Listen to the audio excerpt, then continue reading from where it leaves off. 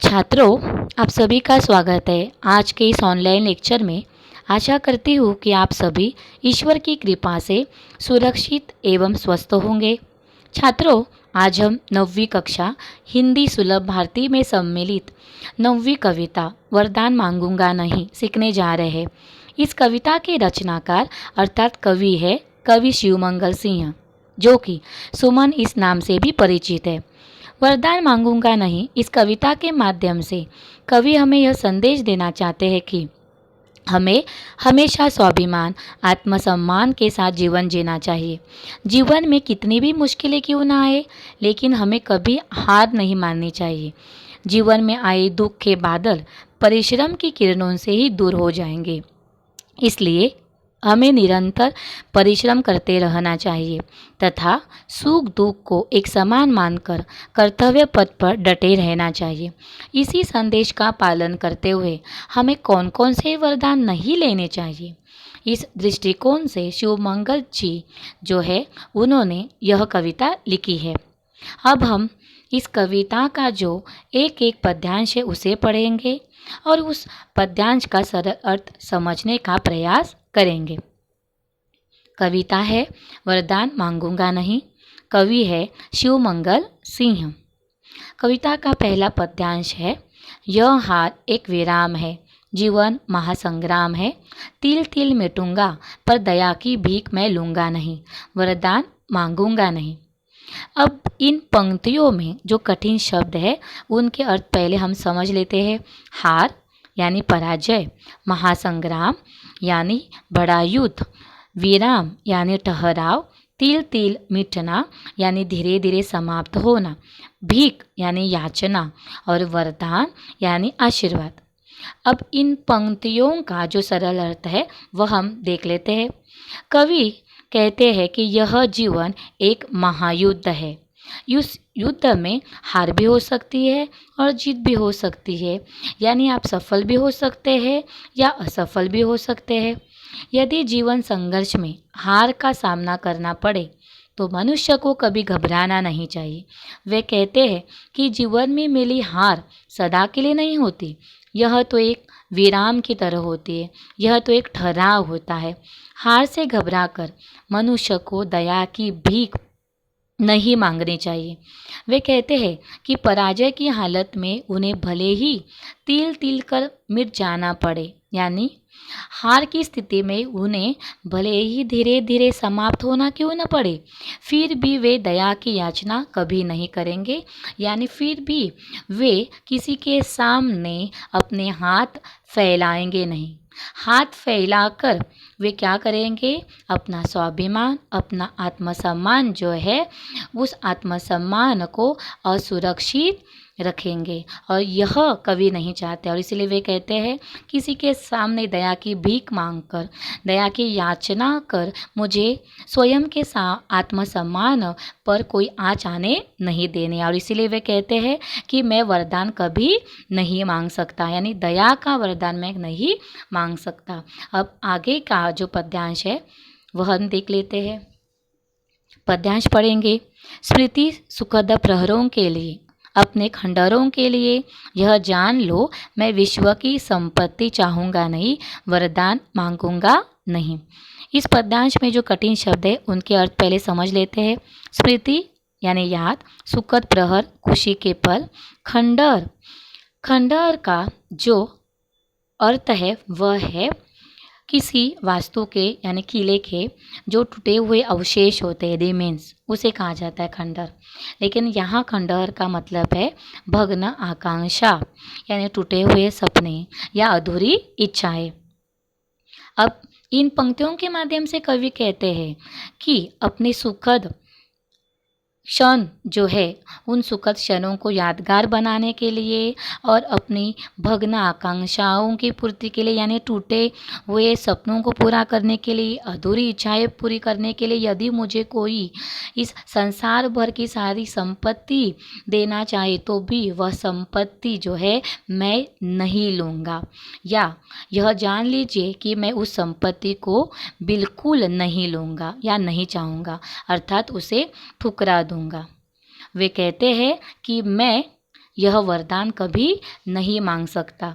यानी वे कहते हैं कि अपने टूटे हुए सपने पूरे करने के लिए, अधूरी इच्छाएं पूरी करने के लिए अगर मुझे कोई इस पूरी दुनिया की संपत्ति भी देना चाहे तो भी वह संपत्ति मैं नहीं लूँगा, क्योंकि अगर पूरी दुनिया की संपत्ति का वरदान अगर मुझे मिल जाए तो इसका मतलब यह है कि मैंने अपने स्वाभिमान को ठुकरा दिया है, स्वाभिमान पर आँच आने दी है, और कवि यह नहीं चाहते। अगर अब हम आगे की ओर बढ़ते हैं।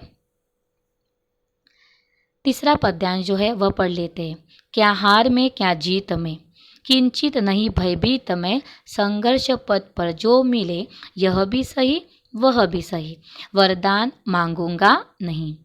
अब इस पद्यांश में इन पंक्तियों में जो कठिन शब्द आए हैं उनका अर्थ पहले हम समझ लेते हैं। भयभीत यानी डरा हुआ, संघर्ष का अर्थ है लड़ाई या युद्ध, लेकिन यह अर्थ है परिश्रम। अब इन पंक्तियों के माध्यम से कवि कहते हैं कि कवि के लिए हार जीत कोई मायने नहीं रखते। वे कहते हैं कि मुझे हार का सामना करना पड़े या मेरी जीत हो, मुझे इसकी कोई चिंता नहीं है, मुझे इसकी बिल्कुल परवाह नहीं। यानी मुझे हार का सामना करना पड़े या मेरी जीत हो, मुझे इसकी कोई चिंता नहीं है, मैं इससे तनिक भी नहीं डरता। हाँ, संघर्ष करते हुए मुझे हार मिले या जीत, उसे सहर्ष स्वीकार करूँगा। यानी जीवन में या जीवन के संघर्ष का सामना करते हुए जब मुझे हार का सामना करना पड़ता है या मुझे जीत का सामना करना पड़ता है तो जो भी मेरे नसीब में आए, हार आए या जीत आए, उसे मैं खुशी खुशी स्वीकार करूँगा। पर मैं किसी की कृपा का आकांक्षी नहीं हूँ या कभी किसी से कोई वरदान भी नहीं मांग सकता। तो इस प्रकार यहाँ भी कवि कहना चाहते हैं कि अपना सपना पूरा करने के लिए, अपनी हार या अपनी जीत जो है उसे स्वीकार करने के लिए मुझे किसी दया की मैं अपेक्षा नहीं रखता। आगे की पंक्तियों की ओर हम बढ़ते हैं। चौथा पद्यांश हम पहले पढ़ लेते हैं। लघुता न अब मेरी छो, तुम ही महान बने रहो, अपने हृदय की वेदना मैं व्यर्थ त्यागूंगा नहीं, वरदान मांगूंगा नहीं। अब यह जो चौथा पद्यांश है, इन पंक्तियों में जो कठिन शब्द है उनका अर्थ पहले हम समझ लेते हैं। लघुता यानी छोटा या छोटाई, उसके बाद है महान यानी बहुत बड़ा, वेदना पीड़ा या तकलीफ, व्यर्थ निरर्थक या बेकार। अब इन पंक्तियों के द्वारा कवि कहते हैं कि मैं छोटा हूँ तो इसकी भी मुझे कोई चिंता नहीं है। छोटा हूँ का मतलब अगर मैं गरीब हूँ तो इस गरीबी पर मुझे नाज है। मैं छोटा हूँ, मैं गरीब हूँ तो इस पर मुझे नाज है, लेकिन मेरी यह जो गरीबी है, मेरी यह जो लघुता है, इस लघुता का कोई उपहास उड़ाए तो मैं कदापि सहन नहीं करूँगा।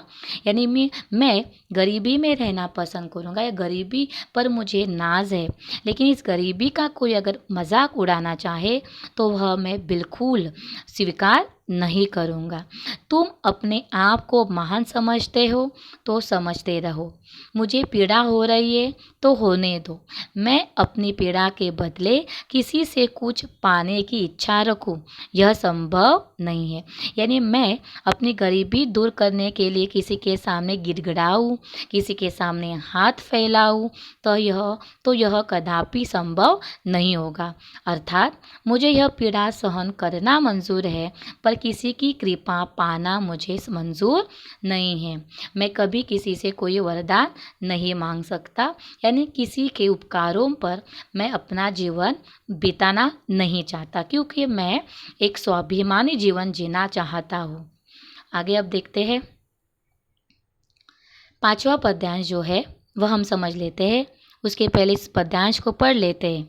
चाहे हृदय को ताप दो, चाहे मुझे अभिशाप दो, कुछ भी करो कर्तव्य पथ से, किंतु भागूंगा नहीं, वरदान मांगूंगा नहीं। अब यह जो पंक्तियां हैं, इन पंक्तियों में जो कठिन शब्द है उनके अर्थ पहले हम देख लेते हैं, समझ लेते हैं।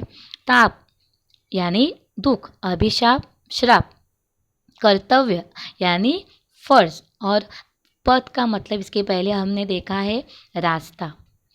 अब इन पंक्तियों के माध्यम से कवि कहते हैं कि चाहे कोई मुझे कितनी भी पीड़ा पहुँचाए, कितना ही मेरा दिल दुखाए, मुझ पर दोषारोपण करे, मेरी बुराई करे, मेरे खिलाफ कुछ भी करे, पर मैं अपने निश्चय पर डटा रहूँगा। अपने कर्तव्य से कभी हिलूँगा नहीं, हटूँगा नहीं, और अपने कर्तव्य पथ पर डटा रहूँगा। पर मैं कभी किसी से कोई वरदान नहीं मांग सकता। तो इस प्रकार हमने यहाँ तक देख लिया कि किस प्रकार कवि इस कविता के माध्यम से हमें यह संदेश देना चाहते हैं कि हमें हमेशा स्वाभिमान और आत्मसम्मान की रक्षा करते हुए जीवन जीना चाहिए। कवि ने हमें इन गुणों को हमेशा सराहने के लिए कहा है, और इसी की प्रेरणा देते हुए कवि ने हमें यह कहा है कि अपना आत्मसम्मान, अपना स्वाभिमान जो है उसकी रक्षा करते हुए जीवन में कभी हार आए या जीवन में कभी सुख दुख आए, हार सुख दुख इन सभी को एक समान देखकर, एक समान मानकर अपने कर्तव्य पथ पर डटे रहना चाहिए।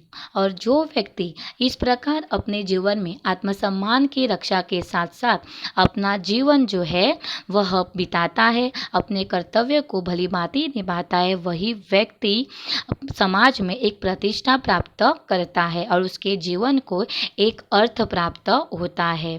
तो यहाँ तक बच्चों हमने जो इस कविता का जो सरल अर्थ है जो समझ लिया है, उसे मुझे उम्मीद है कि यह कविता आपको अच्छी तरह से समझ में आई होगी। धन्यवाद।